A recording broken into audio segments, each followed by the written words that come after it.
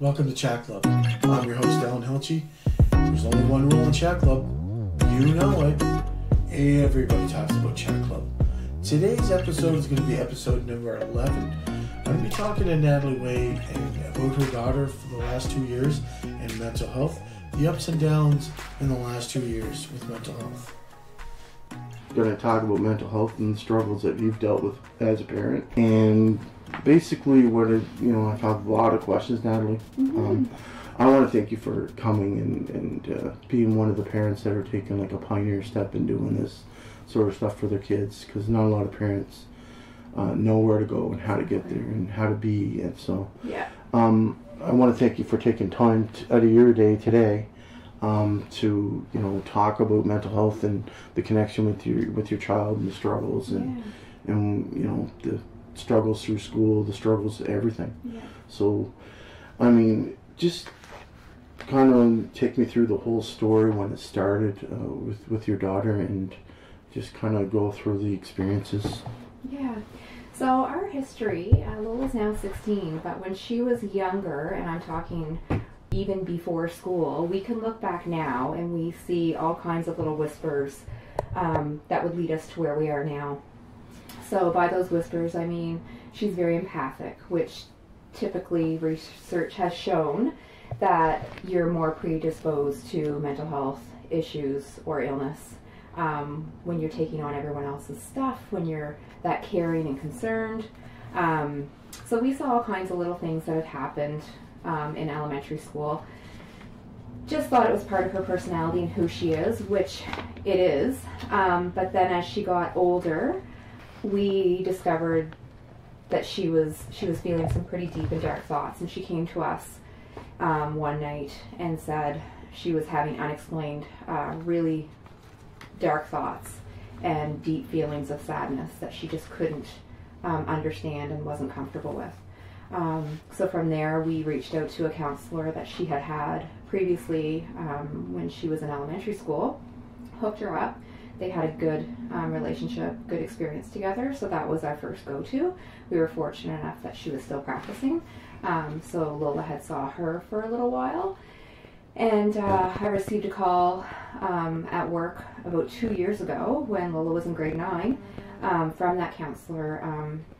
She had a pretty deep conversation with me about her concerns of Lola's well-being, and kind of coached me in that if Lola came to me needing to go to the hospital or with any serious concerns, to take them very seriously and to act on them, because she was seeing what Lola was going through and was very concerned for her.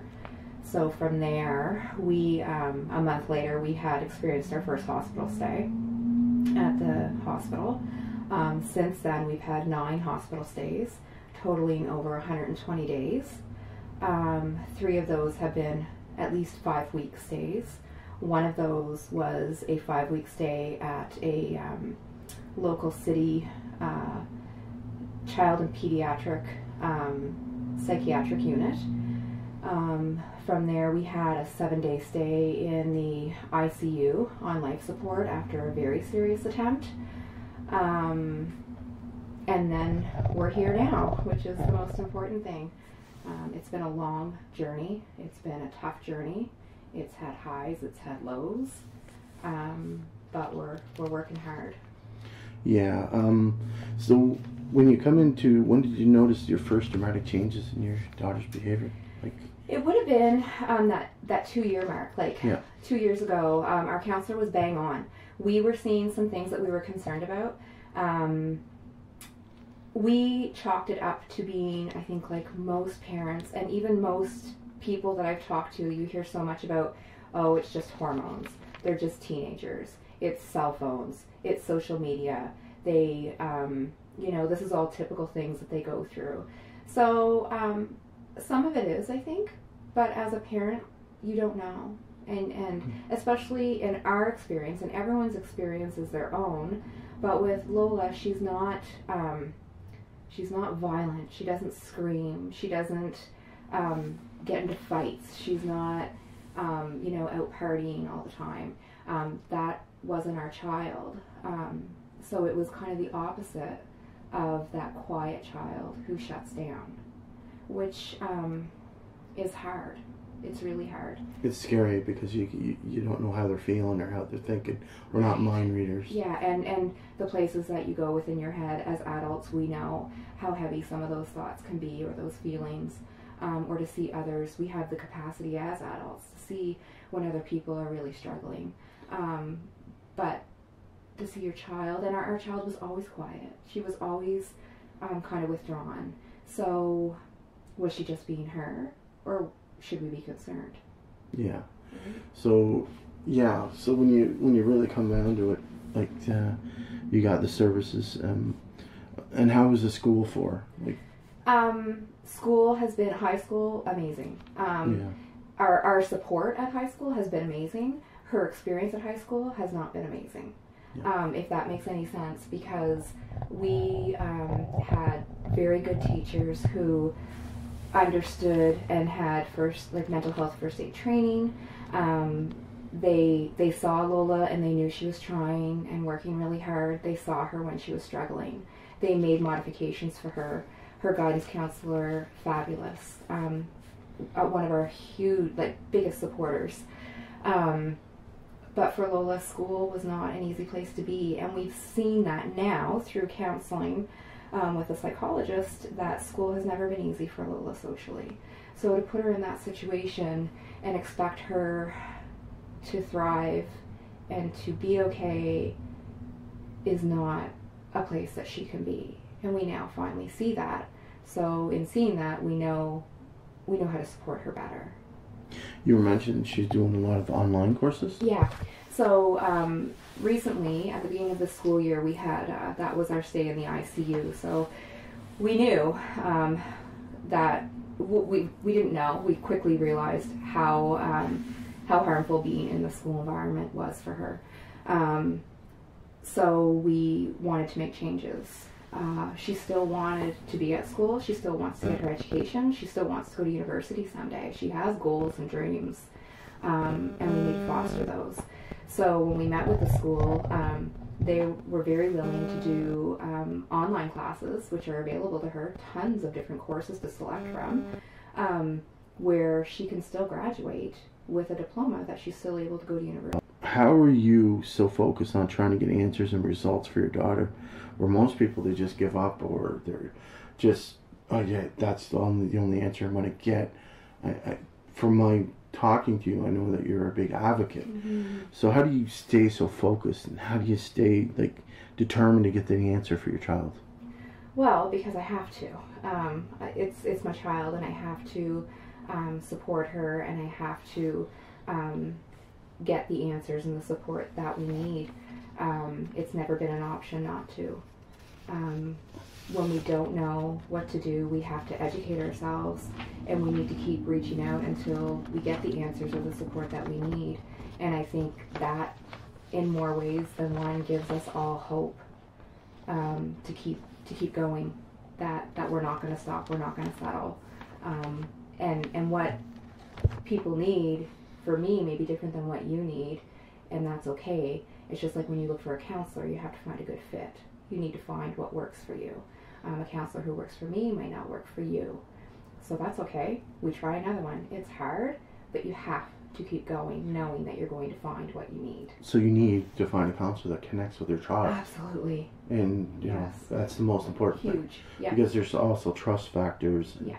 you know, validation, and know that the counselor's on their side. Mm-hmm. It's huge, right? Huge. Yeah. And the other part of that makes me think of early on, I think the thing that defeated myself and Lola the most was talking to people and having to retell our story over and over and over again, just to get them to understand where we were and to make that connection. So I'm talking like when we would go to the hospital emergency room, we would meet with, if there was a psych nurse on, we would tell the psych, what triage, we would tell our story.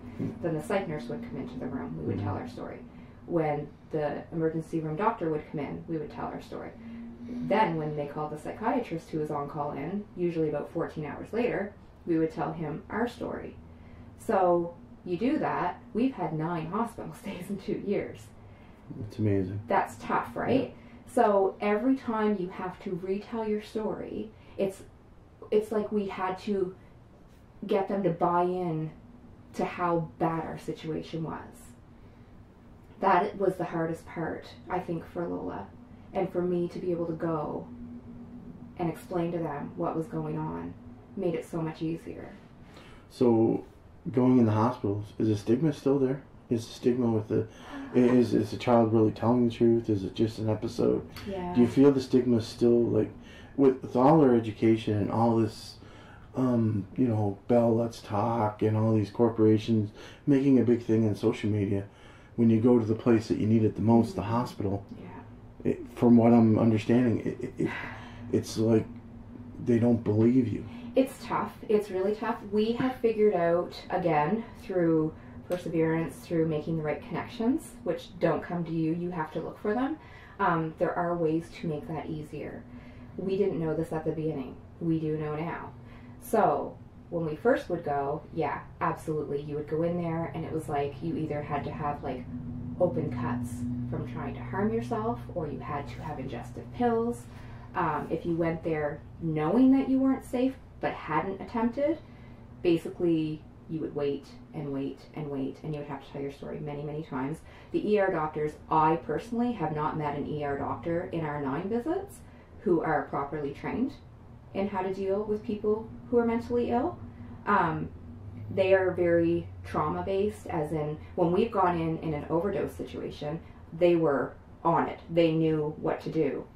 But when we would go in a situation that she hadn't harmed herself, but had a plan to, and we needed to keep her safe, the ER doctors would probably, I would say, did more harm than good. When a psychiatrist comes in, that's a little better, but typically in the emergency room, it's an adult psychiatrist to begin with, who doesn't know this patient. The only way, they have certain boxes to check. So I remember our first hospital stay, the doctor said, do you play sports? Lola played sports. Do you go to school? Lola went to school. Do you have a supportive family? Lola had a supportive family. So if you check all those boxes, then she, in their mind, wouldn't have a serious attempt in plan. Yeah. The worst thing about mental illness, I think, is there's no visible scars because it's all in your head and your body.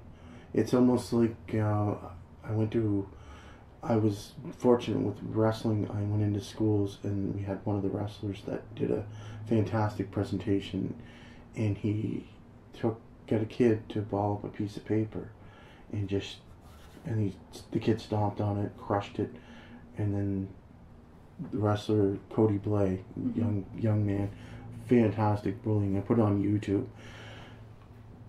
Got the kid to smooth the paper out, and when you looked at the paper, there were still all these creases and crinkles, and to me, that's mental illness. You don't see the scars. Yeah. If you don't, like you talked about, like in many of your conversations about a kid breaking their leg, you see the visible thing. Yeah. You treat the wound. With mental illness, you don't. You don't. No, there's no scan. There's no blood test. There's no temperature. There's no. And that was the other part of the hospital. When you do get admitted, then they come in and they want to do your vital, which I know is mandatory, but at the same time, when Lola would be in there for, say, like 5 weeks at a time, she doesn't need her temperature taken 3 times a day. Yeah. She doesn't need her oxygen level checked 3 times a day. You know what I mean? Like all these things. But I wanted to go back, if I can, absolutely, to the way around that we've learned to get around those hospital visits that are awful, where you go in and you have to basically wait hours. And try to convince people how sick you are, right? So through mental health here in Fredericton, New Brunswick, we have a mobile crisis unit. Okay. The number can be found online. Okay. It's an after hours service. I can't remember the hours. I'm thinking like 4 to 12, and it's 2 social workers who will come to your house. Okay. We've used that many times. Wow. Now, it didn't help our situation from not getting worse. Yeah. They were able to make the connection to the hospital, triage for us, They Okay. knew our story, knew we were coming, they expected us. It didn't hurry the wait time, but it saved us from having to explain what Your was story happening. 9 times. Because most times, one, Lola had to tell her story so many times, it was just awful for her to have to do it again. 2, most times I am emotionally exhausted. Absolutely. I've usually been up for 2 days trying to convince this child of all the reasons she should live, to try to keep her safe. So it saved us a lot on that end. The other part is, if you're in with the ISD team through mental health and education, the integrated service delivery team. That's right in the school? That's right within the school system. Your guidance counselor can connect you to that. Typically there's a wait list. You need to fight. You need to not take no for an answer. You need to demand, to see somebody to get the ball rolling. Once you get in with that service, you have a whole opportunity of way more things that you can use that are free of charge. Yeah. They will go into the school to support your child. If your child's not in school, then you go visit them. But they can contact the hospital, do a triage for you as well. Yeah. If you have a psychiatrist, there's been a couple times where Lola, we would touch base with her psychiatrist. He would know she was struggling. Yeah. He would be at the hospital on call. He would know we were coming in, and he would admit her right away. Right. Mobile unit, is it? It's a mobile crisis unit. Okay. They work right out of mental health. Okay. They can come to your house. They come to you. They try to do some counseling, support. They make the assessment. Yeah. They can contact psychiatrists, other resources, and put things in place. So it may not fix the situation. But at least it speeds the process It up does, to get and the help It does. quicker. And the other part is it's supportive, especially if not for the youth, it's so supportive for the parents. Sometimes that's what I've needed. Somebody else to come in and handle things for a little while so I could kind of step back and be like, okay, I'm not alone. Yeah. And I have people who know what they're doing. They're here. They're listening to me. They get it. Yeah. So what's our next step? Yeah. And that's really hard. So this is in Fredericton, New Brunswick, this mobile mental health, and that's right on the website? It should be on the website. I can send the link to you. Yeah. I know I have a screenshot of a bunch of resources, and the mobile crisis unit is Unreal, on there with other numbers that are available. And again, that's after hours. So how did you come across this? Just researching it yourself? Yeah. Yeah. Yeah, and our pharmacist, who is amazing, he has had a whole list of resources available for us. Unreal. So that's your pharmacist. Those Yeah. those are the ones that, yeah. Yeah. So that's wicked. Like, I never even knew that. Yeah. So. And a lot of people don't.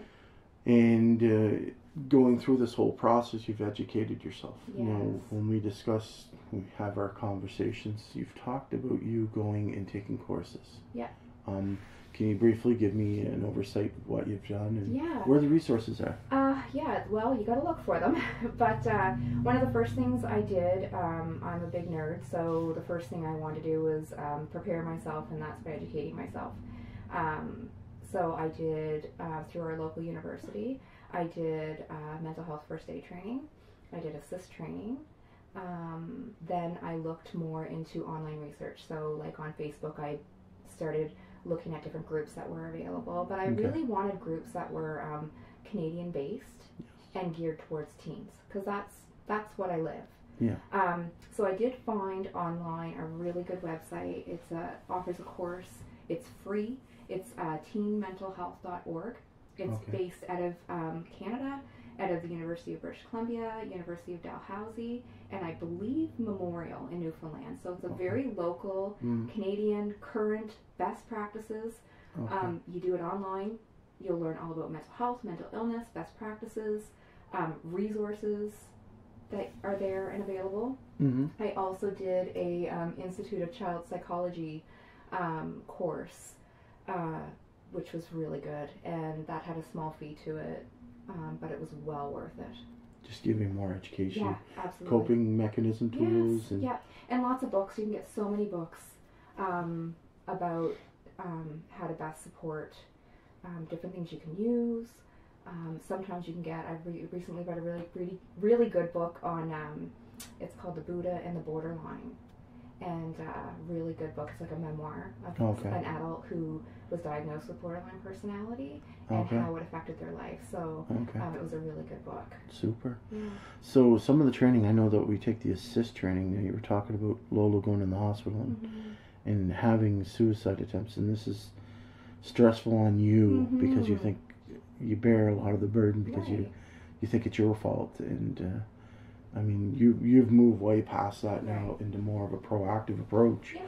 But that assist program is unreal. I know Yeah. I've done it at my work and put you into real life scenarios. Like I know in one of mine, it was one of the I guess the instructors went on a table and they said that they were jumping off a bridge and they're folding their hands and they're looking all around, and you have to attempt to get that person down.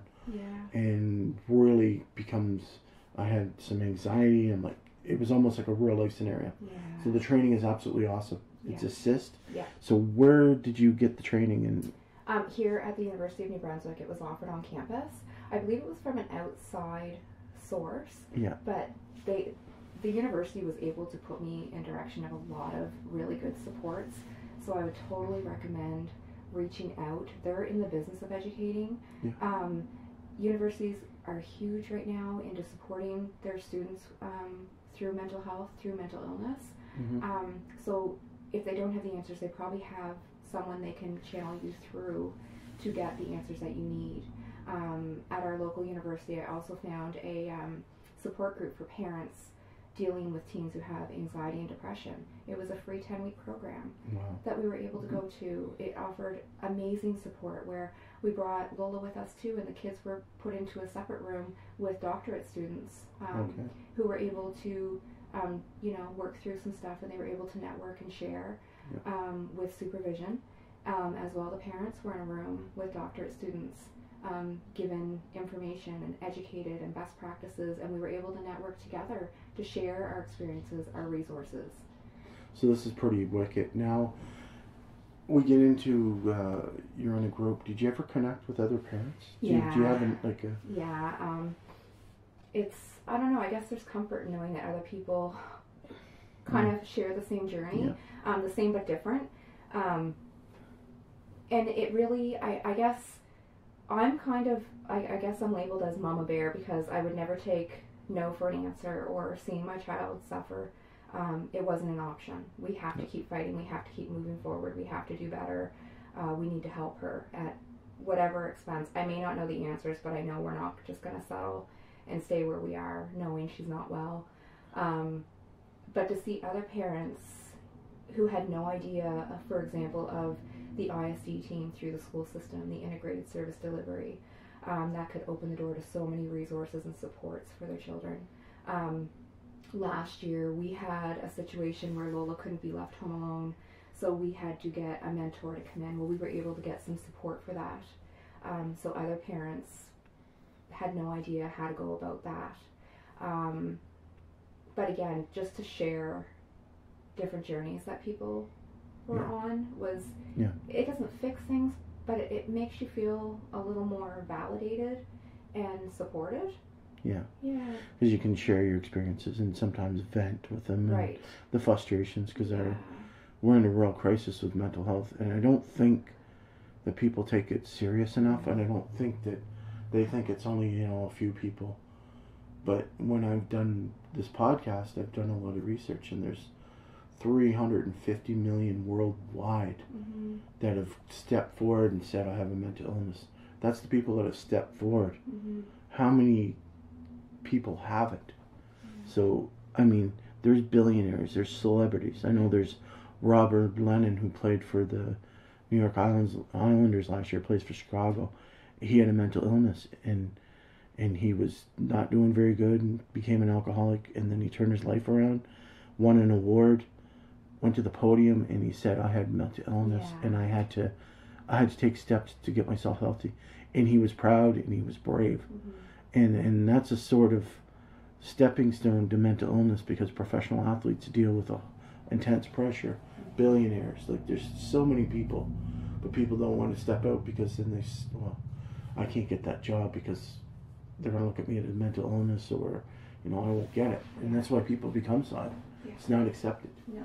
Like, we're all different. We're all unique. And mental illness is a huge part of our society, and more than people even know. Exactly. So we go into the parents. So most parents feel helpless and they struggle with children with mental illness. What would you say to them, and what advice would you give them? Ugh. I would tell them the most important thing they need to do is to validate their child. That you have no control, you cannot fix what's going on with them, but what you can do is validate and support them and be a solid in their life to fight for them. Don't ever take no for an answer. Do not take it's going to be 6 months for an answer. I have gone and sat in offices as soon as they've opened and refused to leave until they gave me an appointment time and date at a reasonable time. In the hospital, I have refused to take my child home when they were going to send her home, knowing she wasn't safe, knowing I could not keep her safe. You have to keep going, and you have to trust yourself. It's okay to stop and take a little break. You're going to have to. But don't give up. You can't give up. Okay, so we get into that aspect. Now, being a parent and watching your child struggle and be through the traumatic, and how do you keep yourself sane and focused on the task? Because you need to have self-care at times. Yeah, self-care is huge. So what do you do, and what advice can you give on that aspect? Yeah, well, I honestly will share with you that is the question that drives me crazy, because I've had so many professional people, when I'm in the middle of chaos and crisis, look at me and say, what are you doing for self-care? And I look at them and go, honest to God, my kid is falling apart right now. I am not important. This isn't even, I don't even want to talk about this right now because you need to help my child. Yeah. Then I'll be okay. Yeah. So in those moments, it's okay for you to not be okay. Yeah. But when things are going well and you're on a good roll and you've got the support, you need to do what feeds your soul. For me, that is going to the gym. That is eating properly. That is spending time with my husband. We barely have any time together. So sometimes it's a 10-minute coffee. Yeah. It's talking. It's reading a book. It might be taking my dogs for a walk. Sometimes it might be just sitting with the door closed. I practice mindfulness a lot. I do a lot of yoga. But I know that's not everybody's cup of tea, and that's okay. Yeah. It's doing what brings you happiness, that brings you calm. And for everyone, that's different. Yeah. For sure. Yeah, because when I go through my different podcasts and I've talked about anxiety, depression, I went through different aspects of my podcast. And every time I'm reading information, the number one thing was to sleep, eat, and exercise. And there were so many different things. There's like aromatherapy. Just different scents that change the brain chemistry. Like when you're feeling anxiety, going to sleep, like lavender, and there's so many senses. There's so much information. It just blew my mind what was out there. And there's a lot of stuff like help.org where I get a lot of my stuff and expand on my experiences, and there's so much information. So that's what I do, what I try to do. Right, so it's what works for you, what brings you joy, right? Yeah. And what makes you feel calm. And that's what I think it comes down to. There's tons of resources out there for things to try. But really, it's whatever. Some people, it might be driving the car with the windows down and the radio blasting, Yep. Whatever it is. Yep. You got to make time for it. Absolutely. Yeah. So we're going to come into now. The last 2 years has probably been like a whirlwind for you. And obviously, when Lola gets in a crisis, work becomes an issue. Oh, yeah. So how can you explain how has that worked for you? Yeah. Obviously not very good, but... No. I will focus on the positive. Okay. My employer is amazingly supportive. They understand our situation. They would go above and beyond to help us. In saying that, I've missed well over 100 days of work in the last 2 years. I've had to quit my part-time job, working evenings and weekends, to be able to be home with her. Or even just missed work when she was, you know, in the hospital or away at institutions. So that's what it's come down to. Definitely not easy. No, I would imagine not. Yeah. And having family support, I know. Yeah. And I know you have a partner with you. Yeah. Oh, my husband is my rock. He is Yeah. amazing. Yeah. We are a team for sure. Absolutely. We support each other, and we do set a really good example for Lola of how to get through those times, and it's okay to not be okay, but at the same time, you know, how to reach out and how to support each other, and even when things aren't okay, we have each other. Yeah. And that's the most important thing. I'm very lucky in that aspect. I'm very grateful for that, and I know some people don't have that, and that's hard. But there's always someone, you know, Yeah. within your network who can be your person, and all you need is one person. Yeah, just to hear. Yeah. And that's such a big, crucial thing. I always talk about, like, with depression, I know in my podcast I talked about depression, small, obtainable goals. Mm-hmm. Is that kind of what you do with Lola? Like, you do Yeah. the small? We Does she do. journal? Does she do any of that stuff? Not really. She typically does that stuff when she's in crisis, Okay. not ongoing. Yeah.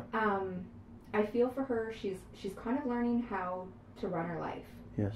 You know, and especially she's not in school now. She's doing online schooling, and she's working, which is fabulous. We are ecstatic. She loves her job. She gets out there. She's, you know, doing That's her good. thing.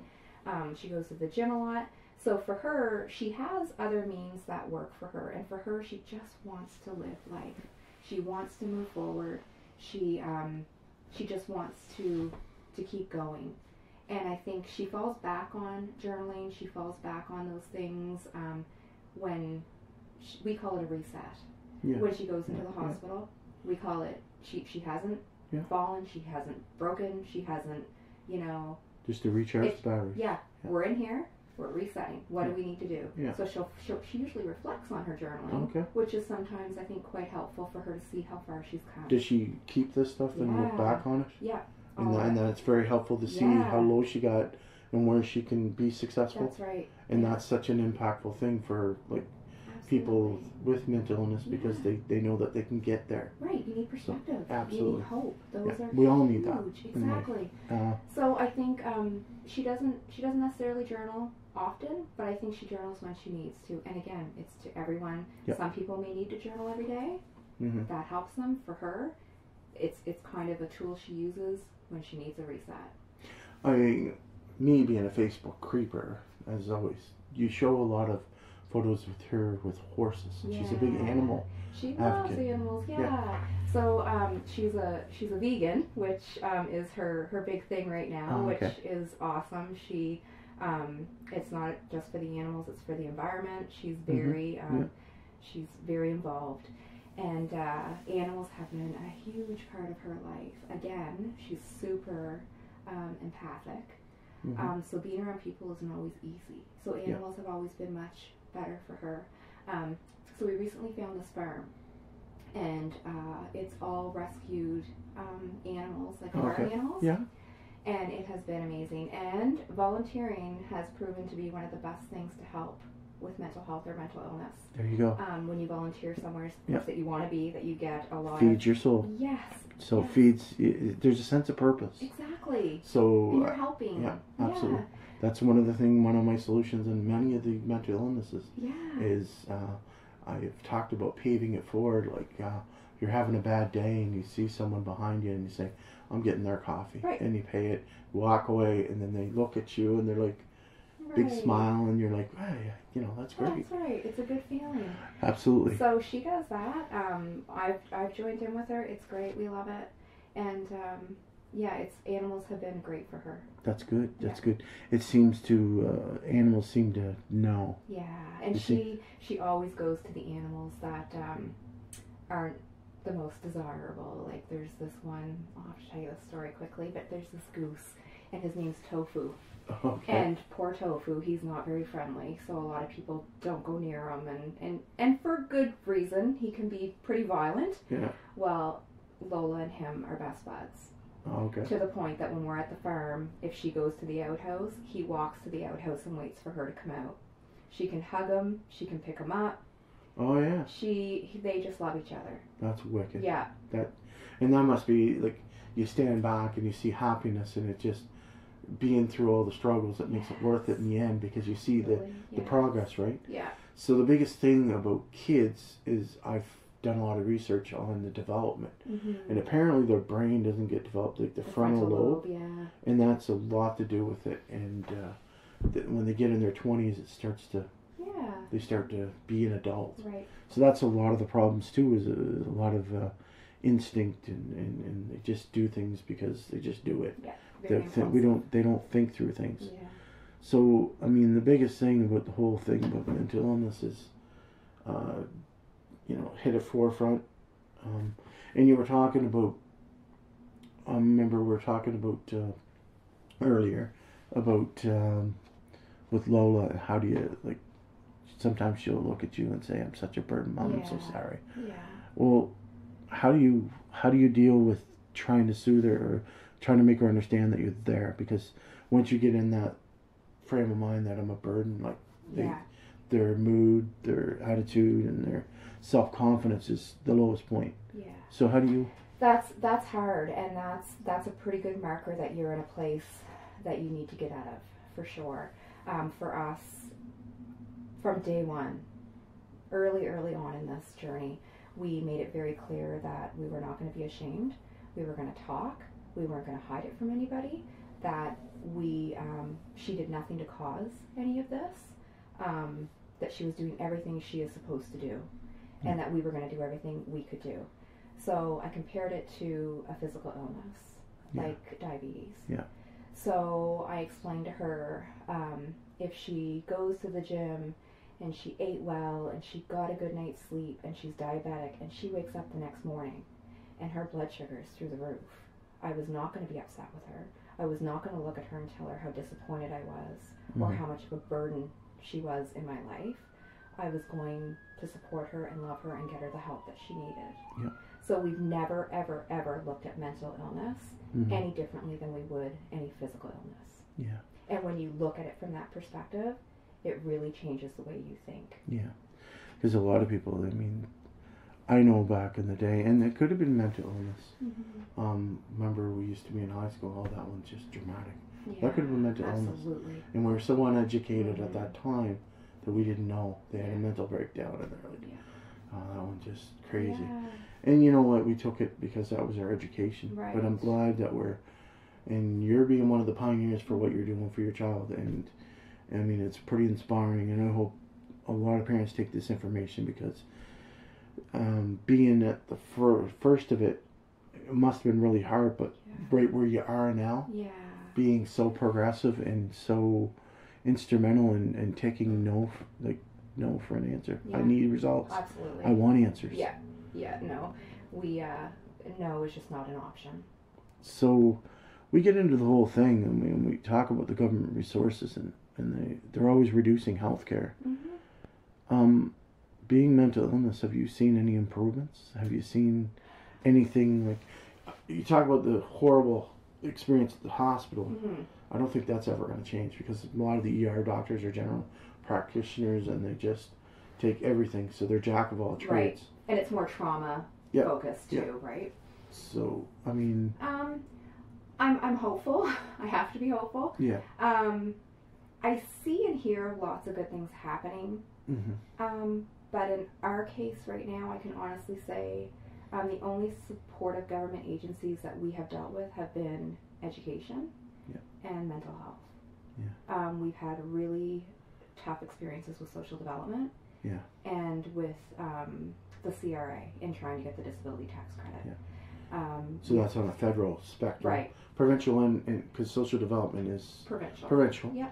And the federal is taxes and stuff. So, I mean, for you to take that much work off and being there, because that's what you do as a parent. Right.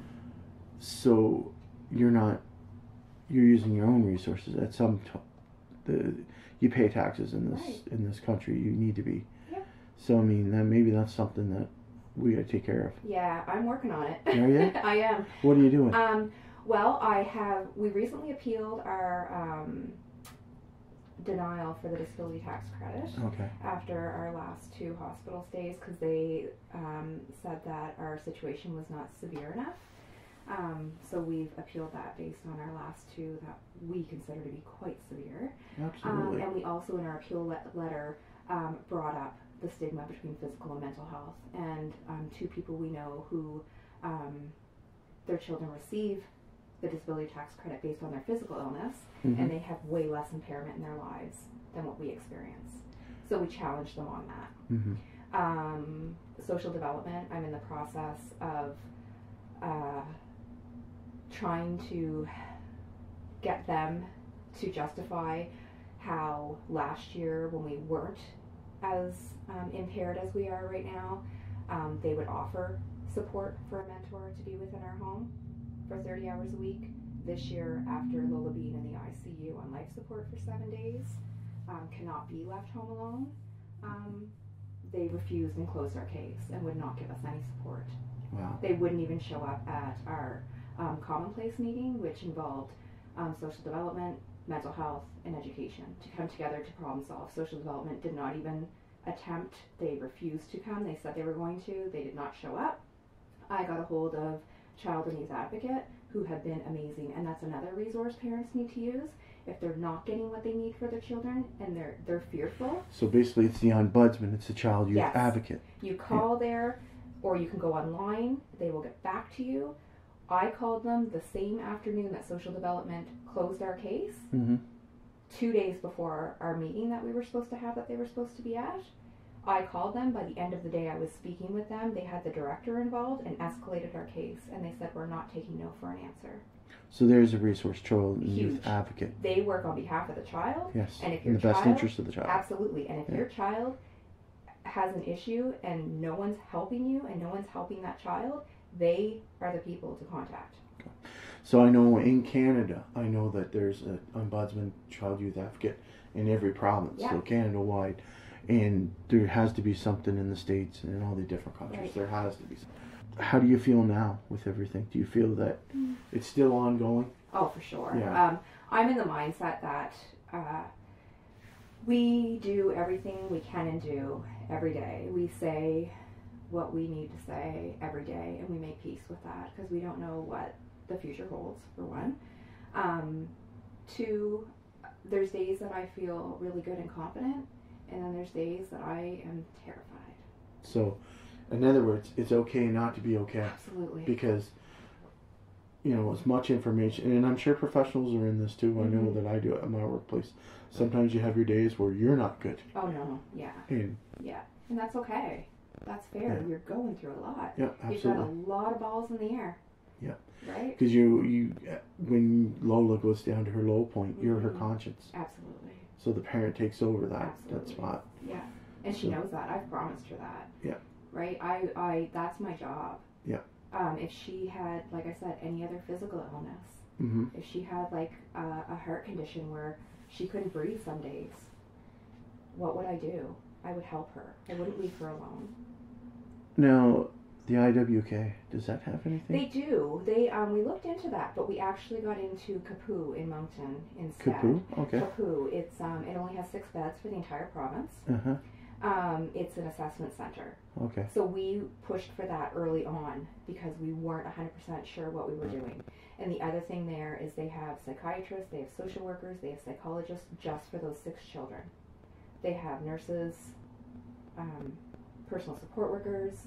It's a really intense breakdown of what's going on. And our biggest thing was to find out how to move forward with meds. Yeah. And the other thing with Kapoo was when you come out, everything is in place for you. Your child does not come out of there until therapy is put in place and you have a start date. Yeah. Meds have been put into place so you're not doing a med change and leaving there and not having any help at all, because meds are dicey when it comes to mental illness. Some take 6 weeks before you see the full effect. Yeah. Sometimes the symptoms are the side effects, and the side effects are the symptoms. Yeah. It's tough, and they need to be monitored. So that's why we really pushed for Kapoo. And again, for Kapoo, we were on a wait list. I called the receptionist at the intake every day for 2 weeks. So there's not enough beds. No. So you got into the meds. Mm-hmm. Now, I've said this on my podcast about the pharmacist being the real deal. Absolutely. And how much information Yeah. that the pharmacists, because they're the ones that study the medicines, they're the ones that Mm-hmm. understand the dosage and stuff. Doctor prescribes them, but The pharmacist is, our pharmacist is our first go-to. Really, truly, we can call him and he can give us a breakdown. For recently, Lola had a bit of a fever, flu-like symptoms. I checked in with him to see what I should give her to make sure there was no interaction with what she was on for anxiety and depression. So he is by far our first go-to, and even our pharmacist was able to connect us to all kinds of resources within. So the pharmacist has like mental health resources? Absolutely, So yeah. when you go to like Shoppers Drug Mart or any of the pharmacists, they have information there. Yeah, absolutely. Yeah. And a lot of times I think they have things posted around too. Yes. Yeah. So it's make sure that if you're in there to take a look at it and that sort of stuff. That's so another resource, right? And somebody that you can call that will be available, that you're not going to have to, wait until Monday at 8 o'clock to call. They're usually around all weekend. They're there in the evenings. So they may have access to different things in your area that you can reach out to get the support you need. So do you think, and I'm going to throw this out there, being one, everybody is 8 to 4. Yeah. Do you think mental health offices should be open a little more, or have someone that works 24, like has shifts, like someone that you can have? Absolutely. Do you think? I think in our experience that if we had, in the perfect world, if we had a place here, a clinic that was 24/7, Okay. that was run with mental health professionals, Mm-hmm. whether it be nurses, social workers, whatever that case may be, of a place that if Lola was hitting a low tonight, that I knew I could take her. Mm-hmm. There would be someone there who would have her information, especially if we had been there before. Mm-hmm. They would know her. She would be able to go in and either chat with that person. She would be able to even stay there for the night if she needed to. You know, I with everything, like everyone building buildings, there's buildings and buildings. I know where I live in Miramichi, they closed all the home care, the senior homes, and they built Shannocks. And there's a lot of buildings that have access to beds and rooms. In an ideal world, I would love to see, I know somebody talked about an autism village. Yeah. What about a mental health village? Yeah. What about That'd be cool. like having small rooms that the families can get in there and kind of build this community? Yeah. I know it's money, but we have all these corporations like Bell and all these other ones that talk about mental health. Yeah.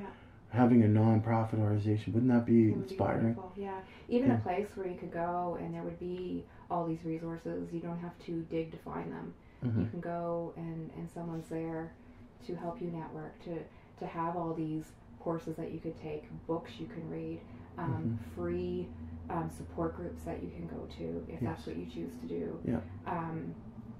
ISD team, like I really wish they would invest more money into that, because they're the ones that are in the high schools. They're the ones that can make the connection. They're the ones that have the free resources for these families. So in reality, I mean, hitting it right away, like if you had hit Lola with all these resources that you obtain now, your journey probably would have been a little better. I would think so, yeah. Yeah, and it's a struggle to get, and there's a lot of people starting at your stage, that are just overwhelmed and they're stressed out themselves to the T.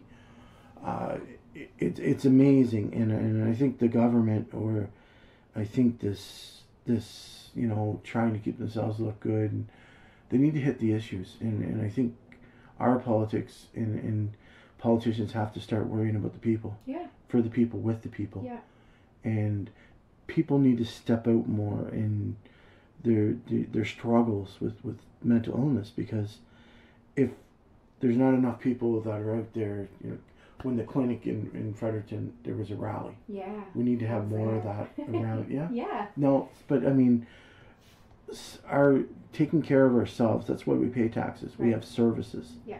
And that's to help people. And there's going to be people that need more help than others. And I mean, I pay enough taxes. You've paid enough taxes. Yeah.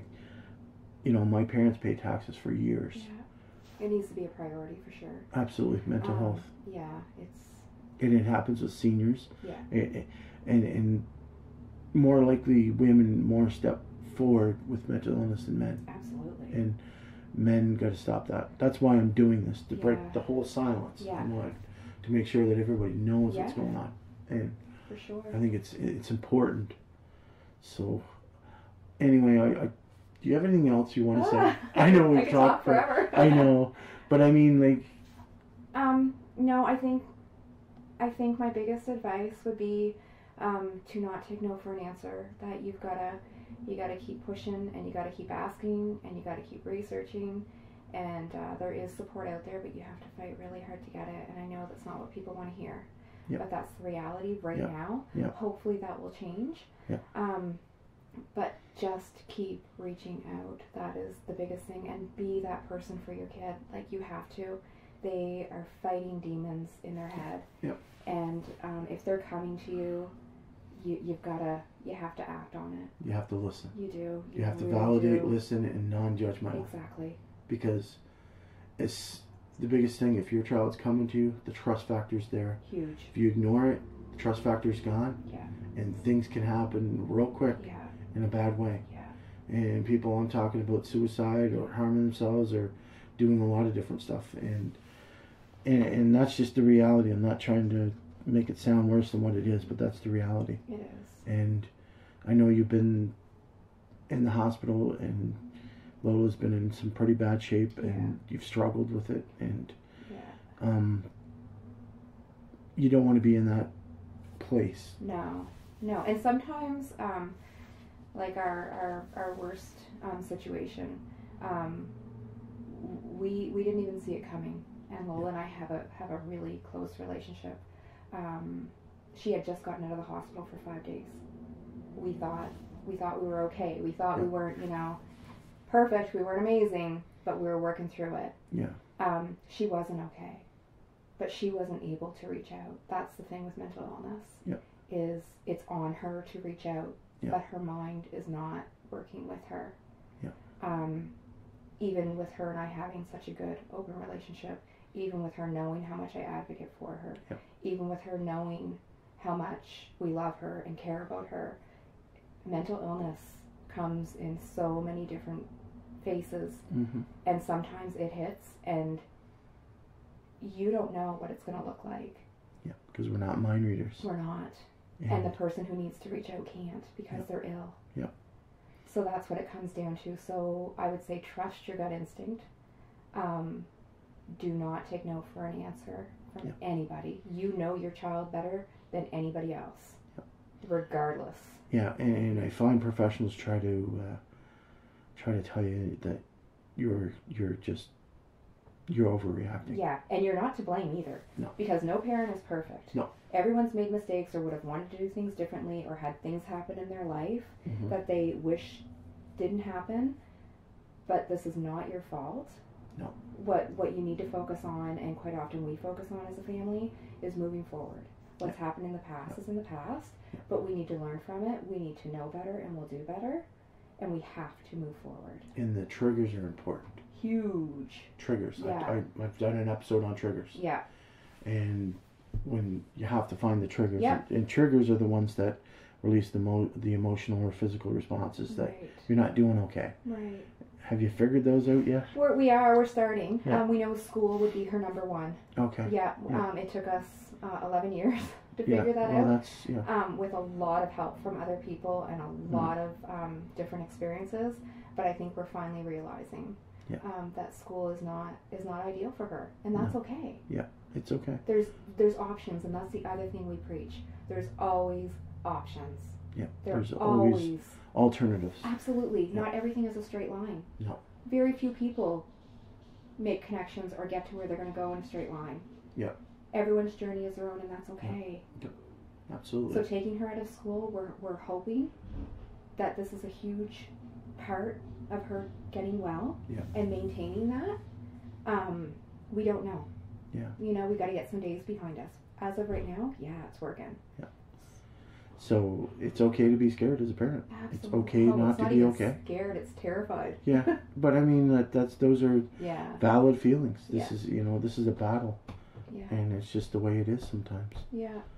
But anyway, I think we've pretty much covered everything. I think so. And it's always delightful to talk to you, and I really appreciate you taking the time. Anytime. I know there's a lot of stuff that you threw out there, and I know that you're the mama bear. I am. You want to help people. Yeah, and, sure. And I think that reaching out to people in this podcast goes. Yeah.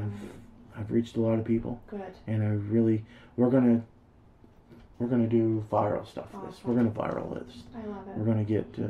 I might even send it to a few politicians. There you go. Yeah, so we can get some. Good. You know what I mean? So. Yeah.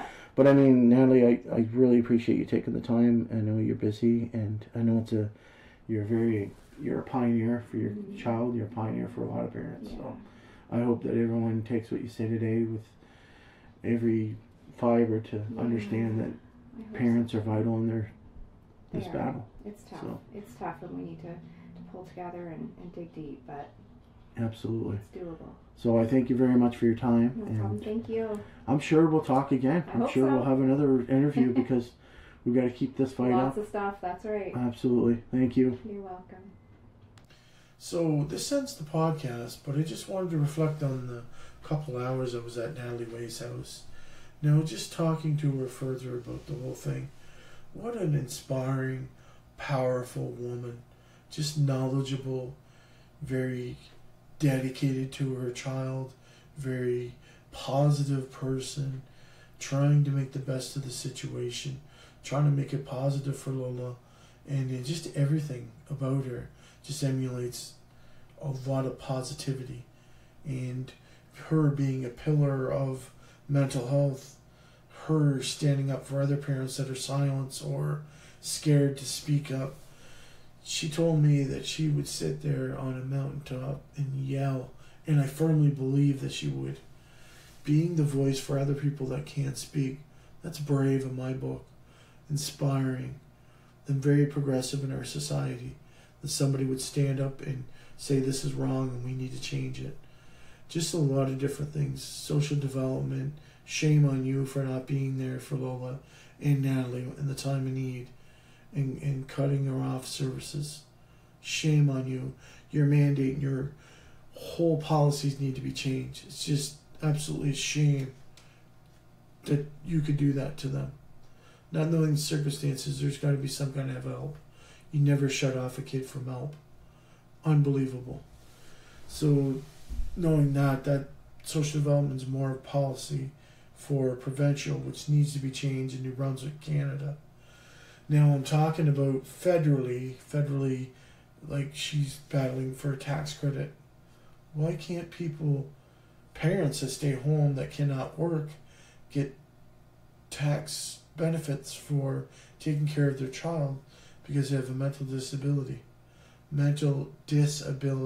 Someone in a wheelchair or someone that is mentally challenged gets those tax credits. Someone that has a mental illness doesn't. I don't think that's right. They have a disability too. Maybe not as great, but maybe it is. You can't determine that. There needs to be an adjustment. There needs to be tax credits for parents that have kids that have mental health issues. So provincially and federally, we need to up our game. Furthermore, if we decide to not make it a corporate welfare and start giving all these businesses lots of money to help them build, why not invest in our kids and our future and invest more services into mental health?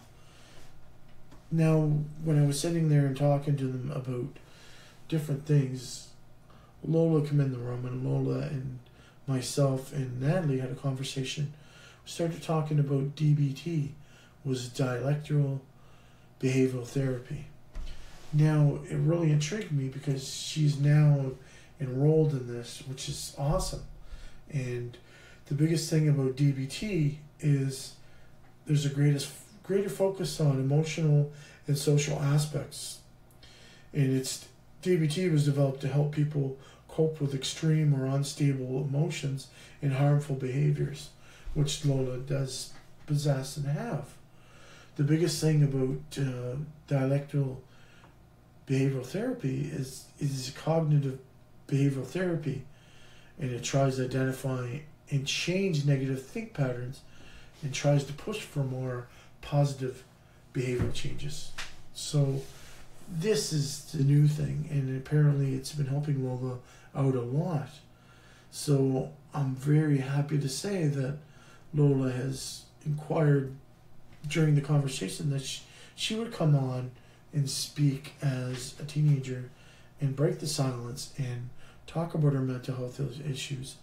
And wow, talking to her, she's a very inspiring, powerful young lady, very respectful, very happy, and kind of very shy, but not so much. She spoke very highly of the DBT and talked about different issues, and she was brave about it, unbelievably brave, and not scared and not ashamed, which is such a refreshing thing because mental health has always had a stigma. So in society, wow, we have this young person that struggles but is willing to come out of the norm, which is not saying anything, to coming out and saying, hey, I want to talk about it. Let's talk about this.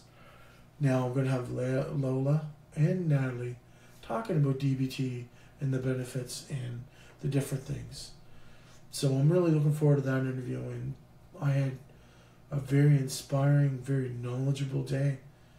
I really enjoyed myself, and two powerful women and two knowledgeable women and very brave people to put themselves out there and talk about the issues that a lot of people are scared to talk about or ashamed or so depressed that they just cannot talk about it. Unbelievable. So I just want to leave you with a quote. So I told Lola this one too.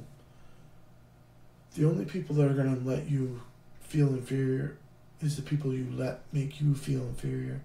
So never let people make you feel inferior, because you're a person, you're original, and you're great, and you're put on this world to be yourself and own it. And don't be scared to show who you are and what you are.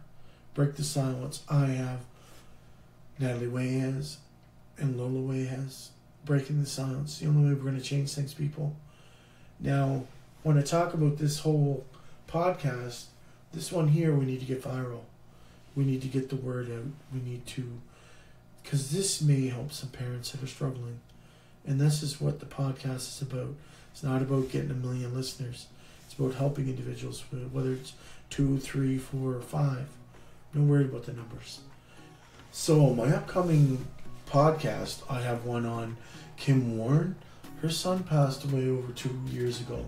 So she's going to give me some insight on her story, how she struggled through grief and how she continues to struggle through grief, but also helping other people and just telling some stories and reflecting on everything. What an inspiring story. Another strong, brave individual that's breaking the silence through, talking and sharing their experiences in hopes that it helps other people. Pretty inspiring people. So I want to thank you very much for listening. This is Alan Hilty. This is Chat Club. Talk to you real soon.